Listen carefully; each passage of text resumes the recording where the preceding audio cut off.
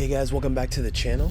Today in MMA and UFC news, a report has surfaced from media outlet Combat News stating that Khamzat Chimaev had his passport detained and he is barred from leaving Russia. It's being said that Chimaev went to visit family in Chechnya and can't leave because of Russian recruitment for the conflict in Ukraine. The outlet says that the Russian government seized the passport of Chimaev while he was traveling to visit family. Khamzat lives in Sweden full-time currently. Chimaev reportedly had his passport arrested in St. Petersburg, where he disembarked before heading to Chechnya when he was going to visit his family, and so he could no longer leave the country. Chimaev is friendly with Ramzan Kadyrov, the ruler of Chechnya, which could help in securing Chimaev's release from Russia. We'll be keeping an eye on this. Let us know what you think in the comments below. Dana White recently spoke about the progress he's made by following a program with health expert Gary Brecka after a prolonged period of deteriorating health. Dana recently showed off his new physique and had this to say about the path he's on now. I couldn't bend over to put my socks on because my legs were so screwed up. My sleep apnea was so bad that I rarely ever got any sleep, and I would wake up in the middle of the night and throw up almost every night. I was throwing up so much that I was losing my voice, I could barely talk, and I wasn't sleeping. I was borderline diabetic, and I was like 1/10 of a point away from being diabetic. Now I'm like 13 weeks in, and on the second phase of what he does, I don't snore anymore. That's the other thing that he says. When you talk about the keto diet and you listen to all these other people and what they say, there are essential fats that your body needs or you'll die. There's essential amino acids that your body needs or you'll die. There's no such thing as an essential carbohydrate. On a recent episode of his podcast, Sean O'Malley said that Henry Cejudo won't get as much money as he wants for a comeback fight. Here's the clip. I think money is a huge influence for him. He ain't getting paid. UFC ain't paying him. I think it comes down to how much he's going to get paid and what the opportunity is. I don't see him wanting to fight anybody if there's not gold on the line, but I could see him, if the UFC wants to offer him Max Holloway at 145 pounds, I could see him taking that fight. And that would be the only person where a belt's not on the line I could see Henry fighting. But would the UFC pay him even close to what he wants for a Max Holloway Henry fight? Because, okay, Henry versus Max. Pay-per-view headliner, they sell 300,000. I don't know if it would be a pay-per-view headliner. That would be a co-main. Yeah, that would be a co-main. Yeah, so are they going to pay him the money he wants for that? He'll probably get 100,000. I'm serious. I think there's going to have to be I think there's going to have to be a give. He's not going to get everything he wants. I think there's going to have to be a balance for the right opponent and the right amount of money. And it's not going to be equal, but it's going to be a middle level. And if there isn't, I don't see him coming. Jon Jones' coach, Brandon Gibson, gives an update on Jones and when we may see him make his heavyweight debut. I think there's a lot of areas that Jon could exploit at heavyweight. He has such a wide arsenal of techniques, he's so dangerous. There are a lot of heavyweights that are great boxers, that are great in the clinch, but Jon's wrestling is on another level. His ground and pound is on another level. And then just the full spectrum of his striking arsenal, I think, is on another level. So Jon's going to bring a lot to the table at heavyweight that I don't think we've ever seen another heavyweight bring. We're just staying ready. It's been a long process, and I feel very confident with the work he's done to rebuild his body into heavyweight. And the work we've been doing almost the last 3 years, I'm very proud of it. Jon has put in the work, there are no shortcuts in this game, and he's really continuing to develop all the elements of his game, and whether it's December or whether it's another date, whether it's Stipe or Francis or another opponent, we're just focused on Jon and his growth. I see Jon happy, I see Jon focused, and I see him very motivated. In a recent episode of the Weighing In podcast, Big John and Josh discuss who Khamzat Chimaev should fight if he moves up to the middleweight division. Khamzat Chimaev going up to 185. I talked about it with Park. Okay, and I agree because you obviously can't make weight at 170. So I look at it. Do you make that fight with Paulo Costa, or you just take? Absolutely, Paulo Costa's calling him out. Or do you take him right to Robert Whittaker because Paulo Costa may beat him? He might. But Robert Whittaker will beat him. Exactly. Thank you. I'm glad I'm getting a little love here because I believe so too. I think Robert Whittaker will beat him. Okay. Yeah. Okay. Right now. Just asking. Now, I look at it right at this moment. First off, if you're the UFC, it's an easy get because Paulo Costa called him out. Paulo Costa wants him.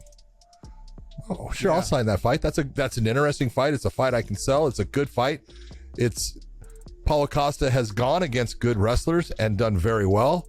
He's got good stand up. He's got, a good chin. We've seen that he's got a good chin, man. He'll take a shot. Although, if you're going to look at Paul, whatever happened in the moments when he drank wine and had the fight with Adesanya all the way through the whole Marvin Vettori thing, you get rid of that in his career, he's been solid as hell.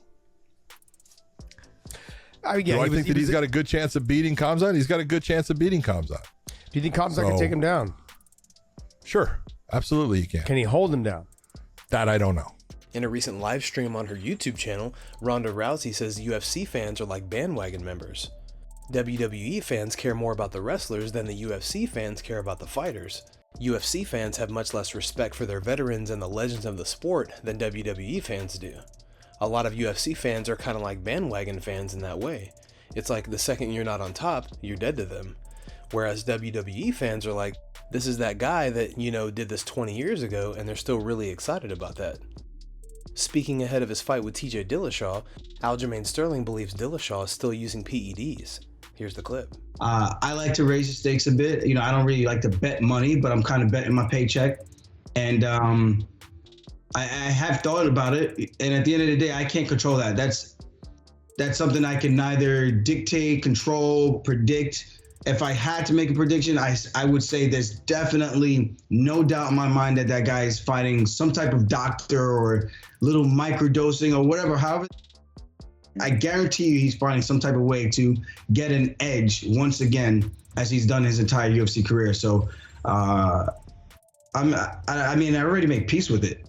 So at the end of the day, it is what it is. Like I made the acknowledgement that I'm going to step into there with this guy, knowing that there's a high chance of this happening, and it is what it is, man. I feel like this is not going to be the first guy I fought that's been on some subs, some extra subs. So I think my hard work and skill set is enough to get the job done before, and I think he can get the job done again.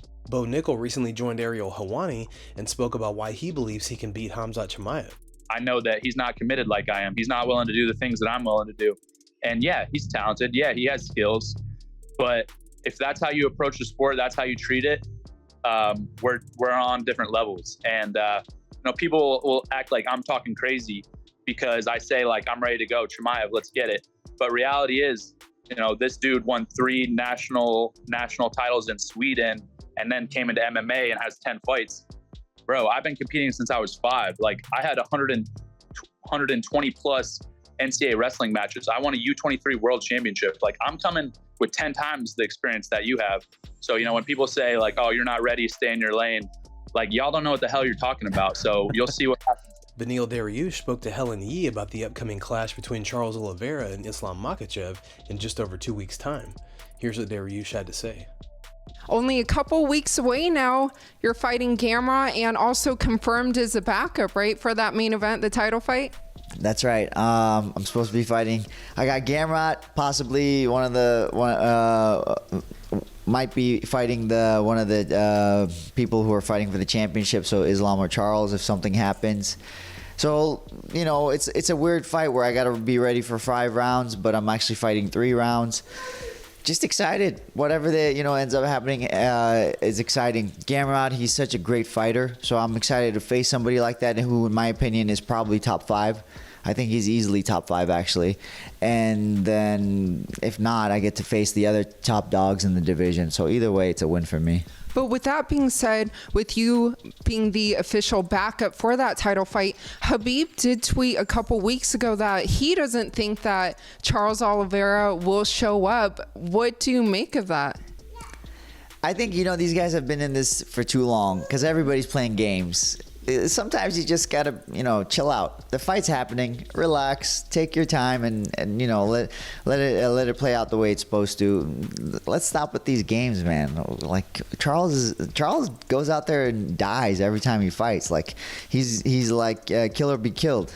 Let's not. Why insult the champion? Guys, thanks so much for checking out the video. If you like the content we do here on this channel, don't forget to like and subscribe to MMA Library for all the latest MMA and UFC news. We'll see you in the next video.